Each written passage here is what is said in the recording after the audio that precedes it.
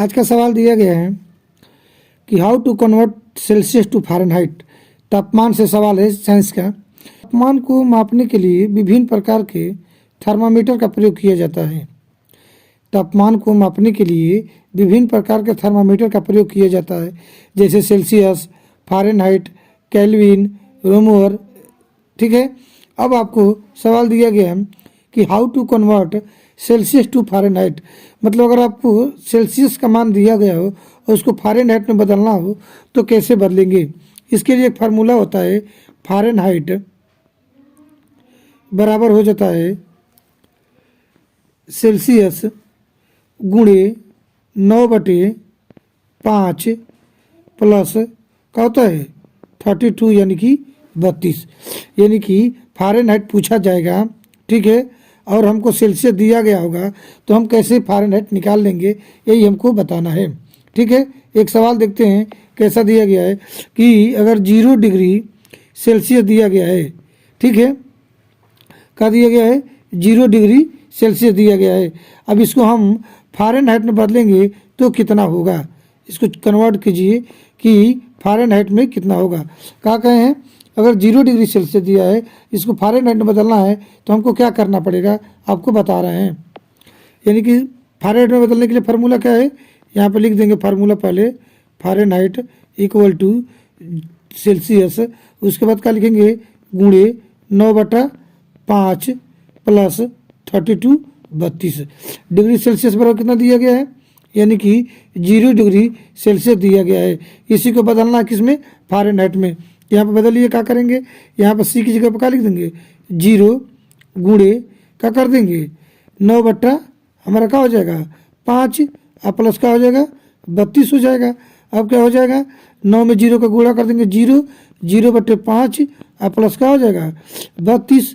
फिर इसको हल करेंगे तो ये हो जाएगा हमारा 0 और 0 में 32 क्या कर देंगे जोड़ देंगे तो हमारा आंसर कितना आ जाएगा 32 डिग्री फ़ारेनहाइट हो जाएगा।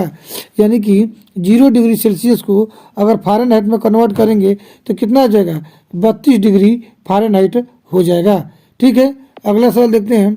जिसे मान लीजिए दिया जाएगा कि 100 डिग्री सेल्सियस को बदल करके फ़ारेनहाइट में कीजिए। यानी कि 100 डिग्री सेल्सियस को अगर हम बदल रहे हैं तो कितना डिग्री फ़ारेनहाइट होगा, यही हमको बताना है।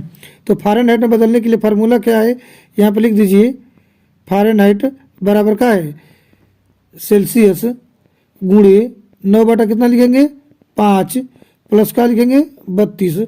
ठीक है। अब सी यानी सेल्सियस की जगह पर क्या लिखेंगे 100 दिया गया है तो यहाँ पर हम डाल देंगे 100 गुणे 9 कितना हो जाएगा 5 प्लस कितना हो जाएगा हमारा 32। उसके बाद इसको देखिए कितना हो जाएगा 5 से इसको काटेंगे तो 20 बार में चल जाएगा। ठीक है। उसके बाद क्या आ जाएगा 20 गुणे 9 और प्लस 32। ठीक है। तो 20 9 कितना होता है 180 और प्लस 32 यानी कि 32। तो कितना आ जाएगा हमारा, इसको जोड़ेंगे तो हो जाएगा 212 डिग्री फ़ारेनहाइट। यानी यहाँ पर क्या भर देंगे 212 डिग्री फ़ारेनहाइट। 100 डिग्री सेल्सियस को अगर फ़ारेनहाइट में बदलेंगे तो कितना आ जाएगा 212 डिग्री फ़ारेनहाइट। अगला सवाल देखते हैं। एक और सवाल दिया गया है कि 50 डिग्री सेल्सियस को अगर फ़ारेनहाइट में बदल रहे हैं तो कितना होगा। का सवाल दिया गया है कि 50 डिग्री सेल्सियस को अगर फ़ारेनहाइट में बदलेगा तो कितना आ जाएगा। आइए देखते हैं।